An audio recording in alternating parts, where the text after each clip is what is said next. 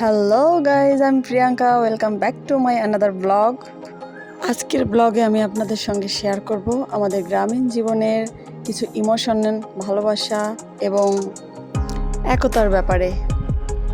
আসলে যে ব্যাপারটা আমাদের গ্রামীণ জীবনটাকে আরও বেশি সুন্দর করে, আজ সেই ব্যাপারটাই আপনাদের সঙ্গে তুলে ধরব। আমরা গ্রামে যখন কোনো কাজ করতে যাই তখন একে অন্যের ইচ্ছা অনিচ্ছাগুলোকে অনেক গুরুত্ব দিয়ে থাকি, একে অন্যের পরামর্শ নিয়ে অনেক কাজ করে থাকি। এ ব্যাপারটা আমাদের গ্রামের বৈচিত্র্যকে আরও সুন্দর করে গড়ে তোলে। দেখতেই পাচ্ছেন সবার মুখে কত সুন্দর হাসি। সবাই মিলে আমরা একটা কাজ করতে যাচ্ছি, একটা শুভ কাজের উদ্বোধনী অনুষ্ঠান চলছে এখানে। ওই যে গাছটা দেখা যাচ্ছে না, ওই গাছটার গোড়া বাঁধানো হবে। আসলে যারা সনাতনী তারা বুঝবে যে এই গাছটাকে আমরা কি হিসেবে পূজা করে থাকি। সনাতনীরা প্রকৃতির সব সৃষ্টিকেই ঈশ্বরের সত্তা বলে মনে করি, তাই তার সকল সৃষ্টিকেই আমরা পূজা করে থাকি। আজ একটা শুভ দিন, অক্ষয় তৃতীয়া, তাই আজ এই কাজের শুভ উদ্বোধনী অনুষ্ঠান এখানে চলছে। এদিকে দেখতে পাচ্ছেন সব কার্যক্রম জারি আছে, সবাই যে যার মতো করে কাজ করছে, সবাই যে যার মতো করে সাহায্য করছে। ওই যে একটা কথা আছে না, দশে মিলে করি কাজ, হারি জিতি নাহি লাজ। আমিও অনেক খুশি।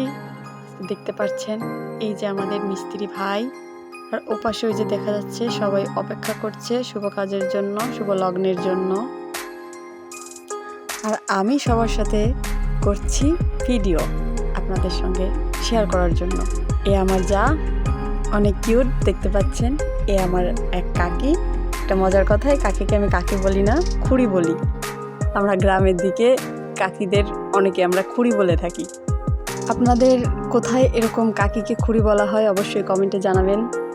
এখানে পূজার জিনিসপত্র গোছানো হচ্ছে, উনি সাজাচ্ছে। এখানে এই গাছটাকে আমরা শীতলা গাছ হিসেবে পূজা করি।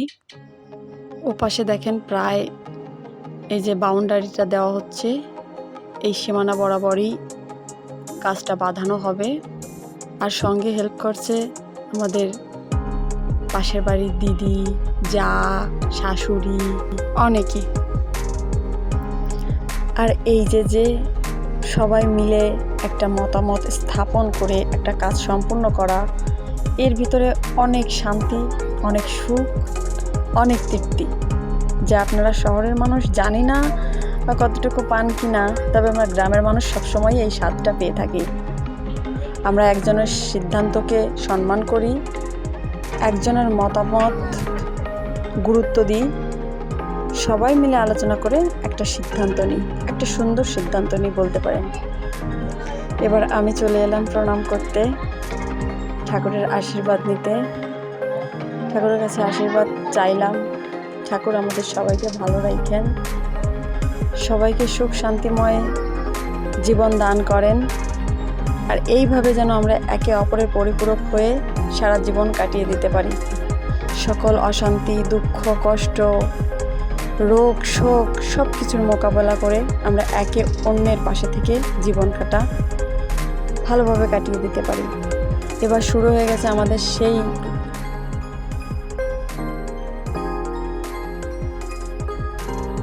দেখতে পাচ্ছেন সবাই যে যার মনে ভক্তি নিয়ে তার চিন্তায় মগ্ন হয়ে সেই কাজ খুব মন দিয়ে করছে, খুব ভক্তি করে করছে, যাতে উদ্বোধনী কাজটা যদি সুন্দর হয় সেই কাজটা আমরা মনে করি শেষ পর্যন্তই সুন্দর হবে। এদিকে সবাই অপেক্ষা করছে, তাকিয়ে আছে ওই কাজের দিকে। সবার অপেক্ষা যে এই কাজটা যেন সুন্দরভাবে শেষ হয়। এই যে আমাদের কাকিমা, যে আমাদের সবার এখানে বড়, ওনাকে সামনে রেখেই আমরা আমাদের কাজটা করছি। উনি এই কাজের মেইন উদ্যোক্তা।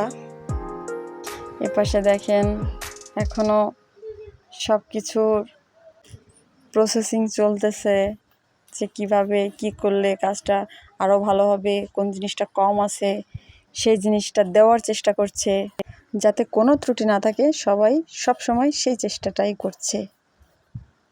এই যে আমাদের মিস্ত্রি ভাই দেখেন, সে তার কাজ খুবই আনন্দের সাথে করছে। এবং একটা কথা, সে কিন্তু খুবই কমেডিয়ান, খুবই মজার মানুষ। এরপর সেই যে আমরা আরও শাশুড়িরা বসে আছে। একটা মজার ব্যাপার, আমরা এই যে শাশুড়ি বৌমারা, আমরা প্রায় সবাই বন্ধুর মতো, আমরা সবাই খুব হাসি মজা করি, খুব ইয়ার্কি ঠাট্টা করি। আমরা কিন্তু কেউ শাশুড়ি বৌমার মতো নয়, বান্ধবীর মতো বলতে পারেন।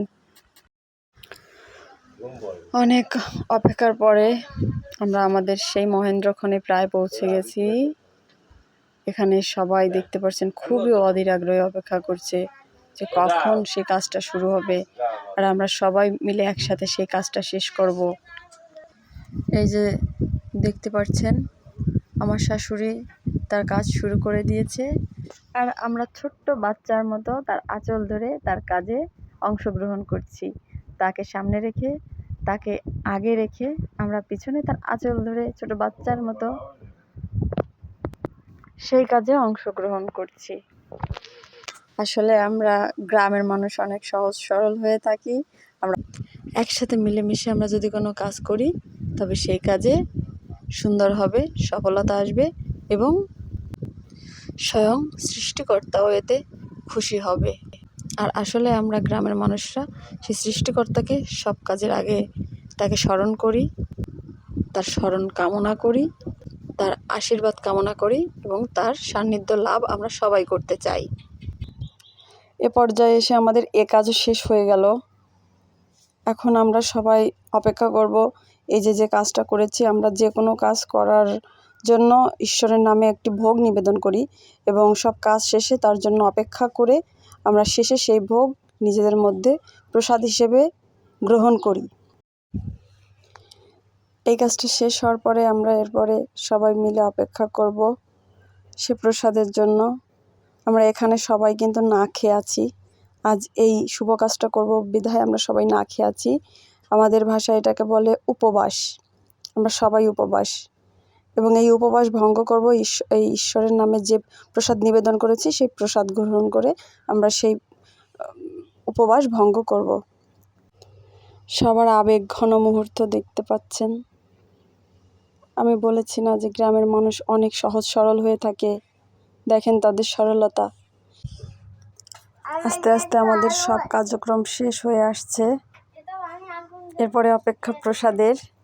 আমরা প্রসাদ গ্রহণ করেই সবাই যে যার বাড়ি চলে যাব, যে যার কাজে ব্যস্ত হয়ে যাব। আবার সময় পেলে সবাই এক জায়গা হব, গল্প করব, আড্ডা মারব, মজা করব। ওই যে দেখতে পাচ্ছেন সবাইকে প্রসাদ বিতরণ করছে আমার এক জা, সবার হাতে হাতে প্রসাদ দিয়ে দিচ্ছে। আর এই যে আমার কিউট জাটা প্রসাদ খাচ্ছে, আমাকেও দিয়েছে প্রসাদ। আমরা সবাই প্রসাদ পেয়েছি। আমাদের ব্লগ আজকের মতো এখানেই শেষ। অপেক্ষা করুন আগামী ব্লগের জন্য। টাটা।